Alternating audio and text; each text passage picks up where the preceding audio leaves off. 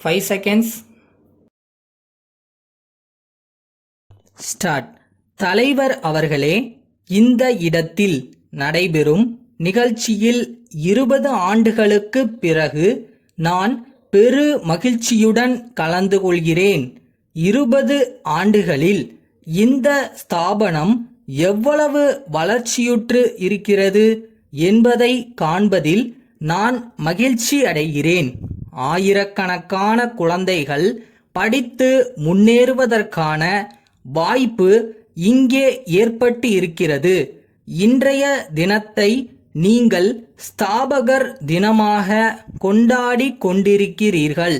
அவ்வை இல்லம் என்ற இந்த ஸ்தாபனத்தை நிறுவிய அம்மையார் அவர்களை நான் சிறு வயதாக இருக்கும் பொழுதே சந்திக்கும் வாய்ப்பை பெற்றிருக்கிறேன்.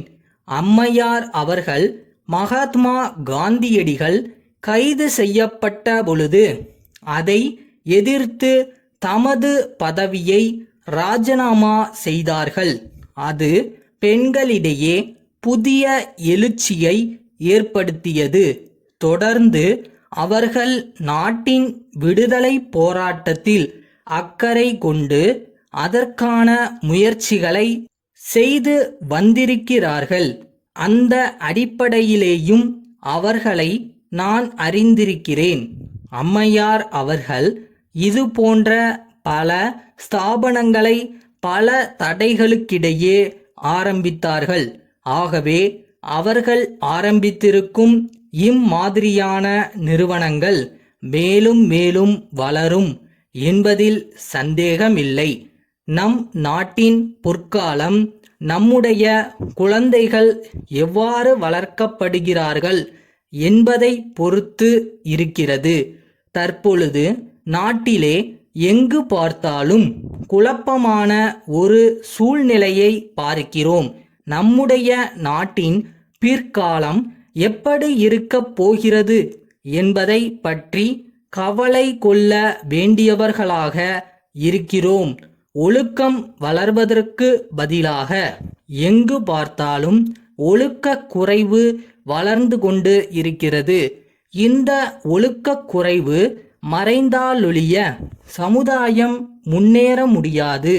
நம்முடைய பள்ளிகள், கல்லூரிகள், சர்வகலாசாலைகள் ஆகிய இவைகளெல்லாம் நடக்கும் முறைகளை பார்த்தால் மனக்கஷ்டம் ஏற்படுகிறது.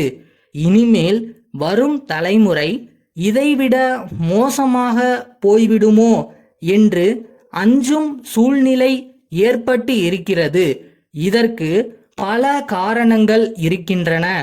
இன்றைக்கு நாட்டை காப்பாற்ற வேண்டியவர்களாக அரசியல்வாதிகள் இருக்கிறார்கள். அரசியல்வாதிகளிடத்தில் இருக்கும் குழப்பங்கள், குறைகள் எல்லாம் சமுதாயத்திலேயும் பிரதிபலிக்க ஆரம்பித்திருக்கின்றன. நானும் ஒரு அரசியல்வாதி என்ற முறையில் என்னுடைய வர்க்கத்தை பற்றி குறை சொல்லிக் கொண்டிருக்கிறேன். எனவே இது பற்றி யாரும் தவறான அபிப்பிராயத்தை கொள்ள மாட்டார்கள் என்று நம்புகிறேன். குறிப்பாக இன்றைக்கு கல்லூரிகளிலேயும் சில பள்ளிகளிலேயும் மாணவர்கள் மத்தியிலே தேர்தல்கள் நடக்கின்றன. அதிலேயும் அரசியல் வந்துவிடுகிறது. இதனால் சிறு வயதிலேயே அரசியல் குழப்பங்கள் அவர்கள் மத்தியிலே ஏற்பட்டு விடுகின்றன. நம்முடைய குழந்தைகள் நல்ல முறையிலே வளர்ந்து நமக்கு பின்னாலே நம்மை விட திறமையாக பிரச்சனைகளை சமாளிக்கும் அறிவையும் திறமையையும் பண்பையும் பெற வேண்டுமானால் கல்வி நிலையங்களிலே நாங்கள் அரசியல் கட்சிகளை புகுத்த மாட்டோம் என்று எல்லா அரசியல் கட்சிகளும் உறுதியான முடிவுக்கு வர வேண்டும். நாகப்பட்டினம் தெற்கு தெருவிலுள்ள கோவிந்தராஜன் நாகர்கோவில் மேற்கு கடை வீதியில் உள்ள வடிவேலனுக்கு எழுதும் கடிதம். ஐயா, தங்களுடைய வியாபார ஸ்தாபனத்திலிருந்து 2000 தேங்காய்கள் அனுப்புமாறு நான் கேட்டிருந்தேன். திருமண நிகழ்ச்சிக்காக அந்த காய்கள் தேவைப்படுகின்றன. இதற்கான உத்தரவை கொடுப்பதற்காக நான் நேரில் வந்தபொழுது எல்லா தேங்காய்களும் சமமான அளவில் இருத்தல் வேண்டுமென்று வலியுறுத்தி விளக்கி கூறியிருந்தேன். தாங்கள் அனுப்பிய தேங்காய்களை பார்வையிட்ட பொழுது அவை பலவிதமான பரிமாணங்களை கொண்டிருக்கின்றன. பெரியனவாகவும் சிறியனவாகவும் நடுத்தரமாகவும் அவை உள்ளன. ஆனால் பாகுபாடு இல்லாமல் ஒவ்வொரு காய்க்கும் 85 பைசா விலை என்று நிர்ணயித்து இருக்கின்றீர்கள்.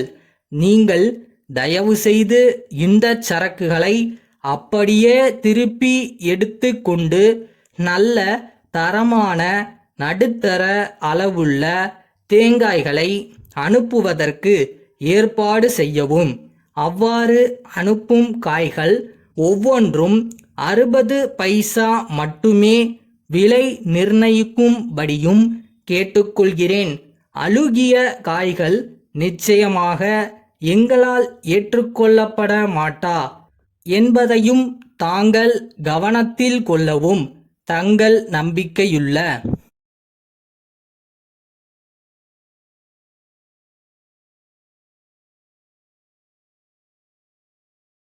நீ போகிற பாதை எவ்வளோ கஷ்டமாக வேணா இருக்கட்டும், ஆனால் நீ யாருன்னு மறந்துடாத.